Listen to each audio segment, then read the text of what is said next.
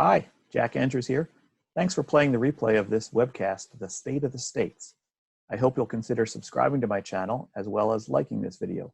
Go ahead and leave a comment down below. Thank you and enjoy. Let's get started. If you're like me and you've been at home and you're watching a lot of TV, maybe some old movies, well, when I had the idea for this webcast on the state of the states, I thought one good way to describe legal sports betting in the US is the good, the bad, and the ugly. And so I think there's only one man for that job, and that's Mr. Clint Eastwood. And we're going to let his career kind of guide us through this look through the state of sports betting in all 50 states as well as the District of Columbia. So let's start. We're going to talk some numbers real quick, just get these out of the way. 22 of 51 jurisdictions have laws legalizing sports betting. 17 of them have taken wagers. One is on deck. Colorado is still due to open for sports betting on May 1st. And 4 are still finding their way to an opening. They have various states of, like for instance, Washington, D.C. passed their law, but you still don't have any operating sports books yet. We're going to talk about them in some detail. North Carolina, for over a year now, has said sports betting is going live at the Cherokee casinos. They're not open yet. Tennessee has been stuck in sort of a regulatory loop where they're trying to fine-tune the rules before they start accepting license applications.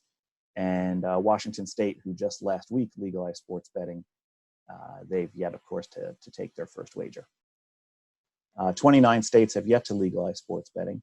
Now, 26 of them have had bills. 17 of those bills are still alive in some shape or form.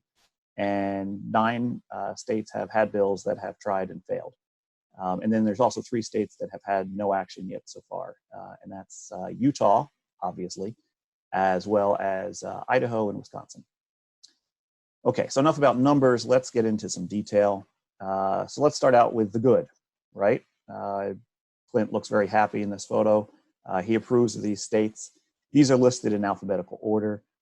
These aren't necessarily a ranking of any kind, but let's get into the good states.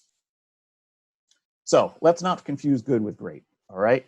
I had hoped we would have a great state for sports betting by now. However, we don't. Now, Colorado has promised, but they're not open yet. There are some signals that would make that state very good for a consumer. There's a high amount of competition on that state. The regulatory hurdles are very low to get new applicants and new operators into that state. And you know, that makes a good point of there are 3 things that make up a good sports betting state. And the ones I've listed here are competition, convenience, and growth potential. Now, fostering competition keeps the industry honest as well as it keeps it innovating. I've said in the past that competition breeds innovation. Innovation keeps sports betting from becoming stale. Meanwhile, convenience gives legal sports betting footing to compete with offshore black markets. Regulation brings you a confidence that can't be matched by offshore, and when you add convenience on top of that, it can make for a superior product to what's offered offshore. And of course, the last hallmark of a good state is growth potential. Can the state evolve as the market needs evolve? It's one of the toughest parts of regulation to anticipate, but some states have clearly done a much better job of seeing things in a long-term view rather than just plugging budget gaps. So let's run down the good states. As I mentioned, Colorado, with a competitive market and with fair laws that are a low barrier to entry for new companies, that should lead to some really interesting innovation in Colorado. Illinois is a betting-hungry state. They went online just before this whole pandemic really got to be disruptive to the sports betting industry.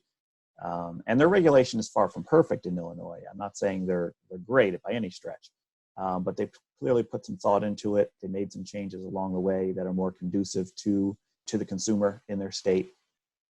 And they have a fair amount of competition scattered throughout the state, which will be good. I think Illinois is probably going to be the top handle state probably within a year. I really think Illinois is going to surprise a lot of people in how they take to sports betting.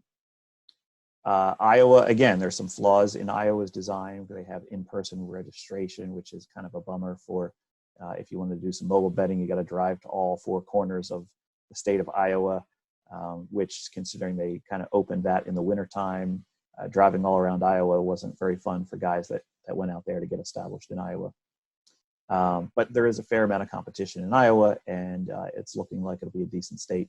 Michigan probably has the worst timing of any of these states. They went live on March 11th, which was also, as I noted on Twitter, the day the music died.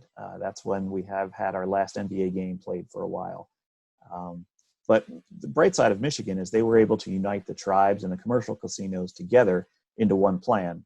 That's kind of a rarity as sports registration goes, and we'll discuss that a little bit later as to why that matters. Nevada, I mean, what's there left to say about Nevada? We're all familiar with Nevada's sports betting model. You know, I had my complaints about Nevada, and then I experienced the European model come in for a couple of years here in New Jersey, and I have a newfound respect for Nevada and what they've done with their product.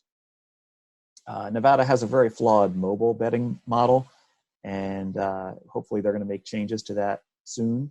But as long as we can keep all these corporate mergers from shrinking the Nevada market, Nevada still is a decent play for the average sports bettor. And then, of course, there's New Jersey. As Roxy Roxborough said, this is the state that tried the hardest to get it right. And it was a good thing they went first, because all the other states behind them could copy their example. Unfortunately, nobody has copied them. New Jersey has had successful sports betting for 2 years, and the market is still growing, which that's a really good sign. Now, I have some small complaints about how New Jersey works. The lack of being able to bet on New Jersey college teams is a little misguided, but overall, it's been a good state for the sports bettor.